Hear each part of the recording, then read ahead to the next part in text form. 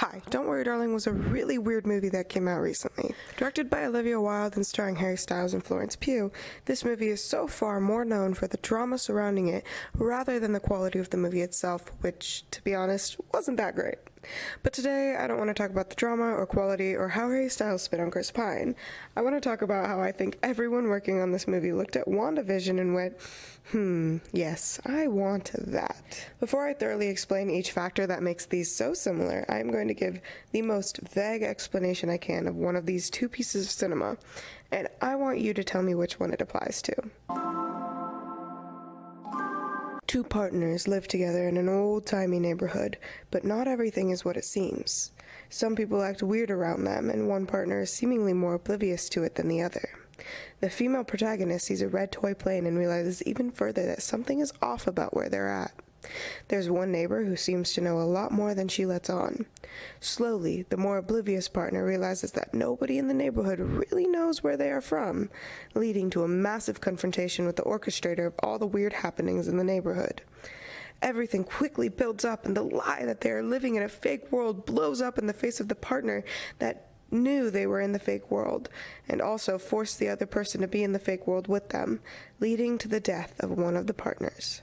Now, can you tell me which one that description applies to? If you said both, you would be correct. There are definitely some aspects that aren't absolutely similar, but I think the overlap between them is absolutely insane. And I know this happens with a lot of cinema nowadays, with the plots overlapping, but just the specific details of this one kind of made me laugh. So let's get into the insane similarities of these two productions. But first, if you like this type of content and you want to see more of it, consider subscribing. It's completely free and you can always change your mind later. I'm a new channel and would love to keep providing this type of content, so if you do subscribe, thank you so much.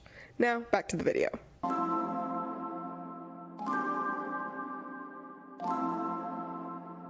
The red planes. In Don't Worry Darling, the red plane is the toy plane of one of the neighbors, Margaret's, missing son. We see it first when her son is playing with it as they walk into the desert together, and again later in the movie when it crashes into a distant mountain. This crash causes Florence Pugh's character, Alice, to climb the forbidden mountain in their town of Victory. But instead of seeing the destroyed plane, she sees the Victory headquarters and ends up passing out as she touches it. When she's passed out, she begins to have the first weird dreams that tip her off about something in Victory being off. She wakes up back in her house with Harry Styles' character Jack, Alice's husband, attempting to cook, and no recollection as to how she got back home. There's not a direct comparison in WandaVision, but it is eerily similar. In Don't Worry Darling, the plane tips off the clueless character that something is wrong with the world in the sense that she's trapped in it. In WandaVision, the red helicopter she sees appear in episode 2 tells Wanda, who is technically the villain unlike Alice, that something is wrong with the world in the sense that somebody is trying to break into it to see what is happening inside, which would cause trouble for Wanda, who created the world. Both flying machines crash into their worlds and leave an eerie and terrified expression on both females' faces. The plane being red in Don't Worry Darling really had no effect on the rest of the movie, but in WandaVision the helicopter appears as the first item in color, causing the complete change from episodes 1 and 2 to episode 3. The color red is stark against the black and white surroundings, I think further adding to that feeling of confused dread that Wanda feels. Literally, all Don't Worry Darling had to do was to make the plane any other color, and I probably wouldn't have even noticed this very nitpicky detail about the overlap, and may not have even fully connected the two. But red feels like a very distinct color in this case, and the fact that there's not very many pieces of cinema that have very specific red flying machines that are toys crash into the fake world. Like, there's a lot of these fake world concepts and ideas, but to be that specific about it, something seems off.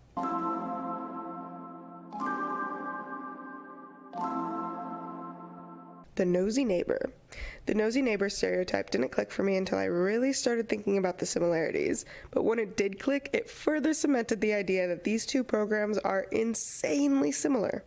Of course, in WandaVision, the Nosy Neighbor is Agatha, who has the greatest musical number in a TV show, literally ever.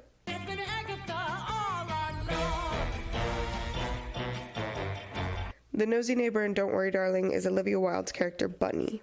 Both neighbors are friends with the main characters, and both seem just a little bit off throughout each. We find out in the end that both knew exactly what was happening and knew that the worlds were fake, betraying the female main characters. The difference here is that the female main character in Don't Worry Darling, Alice, was the clueless one who didn't know they were in the fake world.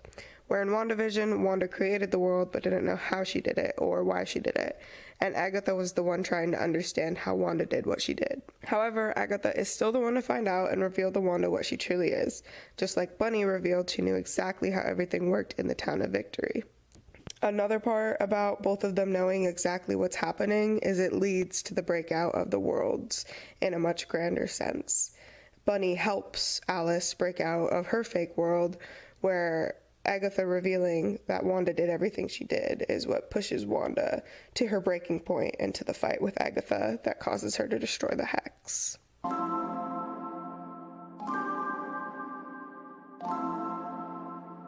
Okay, so these are just other little crossovers that I kind of noticed while I was rewatching WandaVision and thinking of Don't Worry Darling. In both of them, there are sayings that are said by the whole town all at the same time, but it only happens once, really.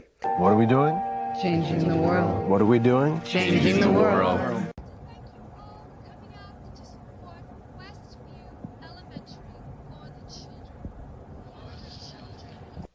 It happens in both of them in a very eerie way that kind of leaves a gross feeling inside the watchers. Like, what is happening? Why are they saying these things? This is weird. This should not be happening. What is going on? British male main characters. I don't have much to say about this one. I don't think much needs to be said, really. I just think it's kind of hilarious that both Harry Styles and Paul Bettany, who plays Vision, are British and just living out their British accents and British lives in their little fake American old-timey towns. Monica and Margaret are essentially the same characters. The somewhat mysterious girls who seem like they're not supposed to be where they are and end up getting kicked out of their fake worlds for asking way too many questions. Now, of course, Margaret ends up dying, which is different to Monica, who just ends up being, like, thrown out of the Hex and getting morphed into another superhero. Fake children. In both worlds, the kids are fake and made by the creators of the worlds, although in Don't Worry Darling, the main character wasn't the one with kids. Jack does express his want for a child at one point in the movie, which would have had to been made in the fake virtual reality sense, where Wanda is keeping her kids with Vision alive in the same way that she's keeping Vision alive. The male main characters both die in the end. This one, again, is pretty self-explanatory. Both Jack and Vision end up dying, technically at the hands of their women, but it's definitely a lot different, mainly for Vision. Jack is just straight up killed by Alice in a fight scene where Wanda just has to destroy the Hex, which results in her destroying Vision and her kids as well. Actor crossover. This one's silly. I'll be honest. This one is a little bit of a silly one, and not many people may have noticed it, but the actor Asif Ali is in both WandaVision and Don't Worry Darling. In Don't Worry Darling, he plays Peter, who's just kind of a side character husband, and in WandaVision, he plays Norm, or Abelish Tandon, who is also just a side character as one of Vision's main co-workers under Wanda's mind control. Funny enough, however, Norm, Vision, and all the other husbands of Westview do meet up and talk as a group in WandaVision at one point, similar to how they all kind of act together in Don't Worry Darling.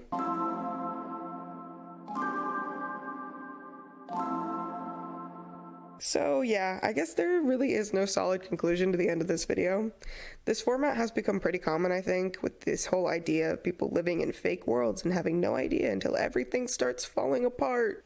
If I was more familiar with The Truman Show, I'm sure I would have started making comparisons to that during Don't Worry Darling as well, but I've only seen the movie once, so I wasn't too freaked out by any similarities besides the overarching fake world theme.